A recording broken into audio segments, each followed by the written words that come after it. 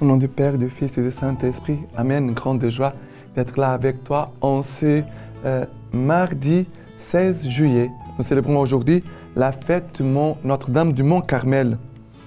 Aux temps anciens, le Mont Carmel fut lié à la geste d'Élie. Au XIIIe siècle, les hommes brûlants comme les prophètes des ailes pour les dieux vivants, ils menèrent la vie érémitique, puis ils se groupèrent sous une règle commune. Ce fut l'origine de l'ordre du Carmel, qui s'est mis sous la protection de Marie, la Vierge de Nazareth et la mère des contemplatifs. Aujourd'hui, c'est aussi l'anniversaire du diocèse d'Obala, qui célèbre Notre-Dame du Mont Carmel, et aussi notre fête, notre communauté Semence du Verbe, la fondation de notre communauté aussi. Priez pour nous tous. Et aujourd'hui, la première lecture, c'est Zacharie, chapitre 2, partie du verset 14. Nous dit ceci. « Chante, réjouis-toi, fille de Sion, car voici que je viens pour demeurer au milieu de toi, oracle du Seigneur. Des nations nombreuses s'attacheront au Seigneur en ce jour-là. Elles seront pour lui un peuple. Elles habiteront au milieu de toi. Et tu sauras que le Seigneur Sabaoth m'a envoyé vers toi. Mais le Seigneur possédera Juda comme sa part sur la terre sainte et choisira encore Jérusalem. Silence toute chair devant le Seigneur, car il se réveille en sa sainte demeure. » Alors, ces passages de l'Écriture invitent à la joie. Chante, réjouis-toi, fille de Sion, car voici que je viens. Pourquoi cette joie?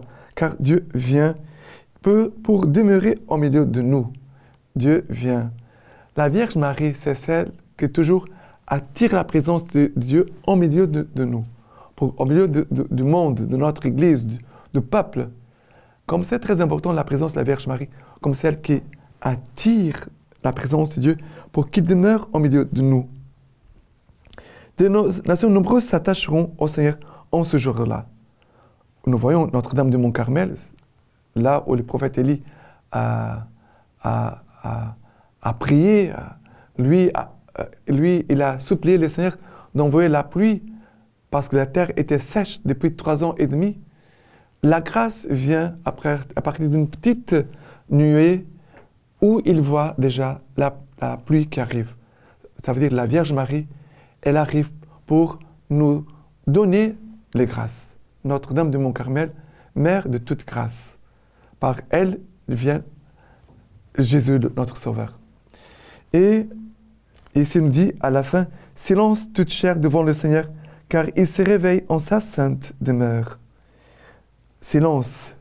Le Mont Carmel, c'est lieu de prière des hommes ermites qui étaient là dans une vie de prière, de silence, une vie cachée, pour prier pour le monde. Nous célébrons Notre-Dame du Mont Carmel.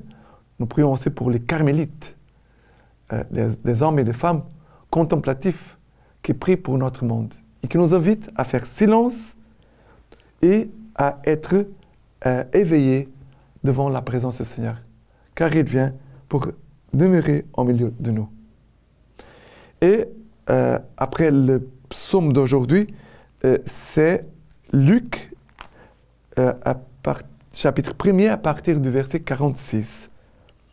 Marie dit alors, « Mon âme exalte le Seigneur, et mon esprit tressaille de joie en Dieu mon Sauveur, parce qu'il a jeté les yeux sur l'abaissement de sa servante. Oui, désormais toutes les générations me diront bienheureuse. Car le Tout-Puissant a fait pour moi de grandes choses, saint est son nom, et sa miséricorde s'étend d'âge en âge sur ceux qui le craignent. Il a déployé la force de son bras, il a dispersé les hommes au cœur superbe. Il a renversé les potentats de leur trône et élevé les humbles. Il a comblé des biens les affamés et renvoyé les riches les mains vides. Il est venu en aide à Israël son serviteur, se souvenant de sa miséricorde, selon qu'il l'avait annoncé à nos pères, en faveur d'Abraham et de sa postérité à jamais. » Marie, voilà, jusqu'au verset 55. Ici, c'est le cantique de Marie. Marie chante la miséricorde de Dieu, qui vient à la rencontre des humbles, des petits, des pauvres, des fragiles. Dieu vient nous faire miséricorde. Dieu, comme dit le verset 54, il est venu en aide à Israël, son serviteur, se souvenant de sa miséricorde. Et à cause de la miséricorde de Dieu, tout change. Le Seigneur regarde l'abaissement, ceux qui s'abaissent. Le Seigneur fait de grandes choses pour nous. Saint est son nom. Il disperse des hommes au cœur superbe, mais il va donner sa force aux petits, aux humbles. Voilà que ces cantiques parlent de l'homme devant Dieu. Qu'est-ce que nous sommes devant Dieu? Et qu'est-ce que Dieu peut faire pour nous? Qui sommes-nous devant Dieu? Je peux être un homme humble ou un orgueilleux. Je peux être un homme pauvre, un homme riche. Voilà comment on se présente au Seigneur. De quelle façon tu te présentes au Seigneur? La Vierge Marie nous aide à trouver grâce devant le Seigneur. Ces cantiques préparent les âmes pour recevoir la grâce de Dieu Tout-Puissant, qui fait pour nous des merveilles. Et maintenant, l'évangile d'aujourd'hui, c'est Matthieu, chapitre 12, à partir du verset 46, dit ceci. Comme il parlait encore aux foules, voici que sa mère et ses frères se tenaient dehors, cherchant à lui parler. Quelqu'un lui dit, voici ta mère et tes frères, qui se tiennent dehors et cherchent à te parler.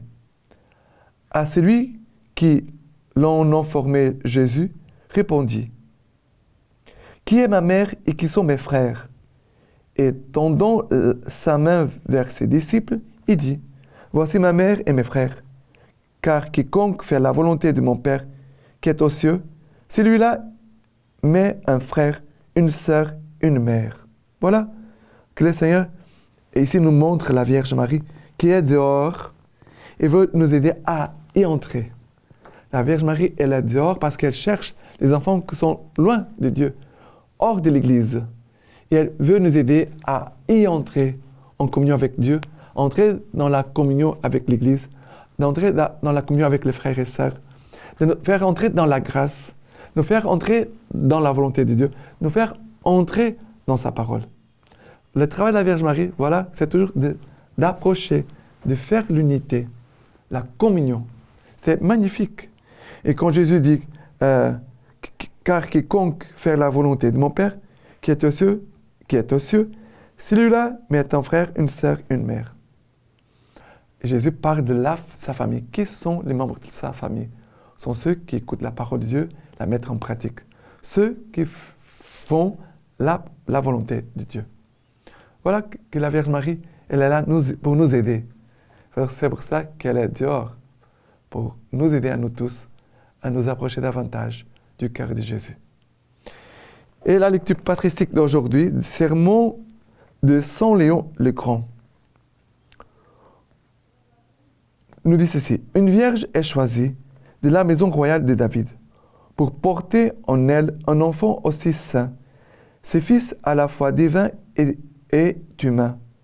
Elle devait le concevoir spirituellement avant de le concevoir corporellement. Dans l'ignorance du plan de Dieu, elle aurait pu s'effrayer des phénomènes extraordinaires. C'est pourquoi elle apprend dans son entretien avec l'ange ce qui serait en elle l'œuvre du Saint-Esprit. Elle ne craignait pas pour sa pureté, elle qui va bientôt enfanter Dieu. Pourquoi serait-elle désespérée par cette conception inouïe, puisqu'on lui promet que ce sera réalisé par la vertu divine? La confiance de sa foi est confirmée par l'attestation d'un miracle intérieur, celui de la fécondité accordée à Élisabeth, contre toute attente, puisque Dieu avait accordé à une femme stérile de concevoir. On ne pouvait douter qu'il l'accorde à une vierge. Maintenant, je vous laisse la bénédiction par les mains toutes pures de la Vierge Marie. Dieu Tout-Puissant vous bénisse et vous garde, le Père, le Fils et le Saint-Esprit. Amen.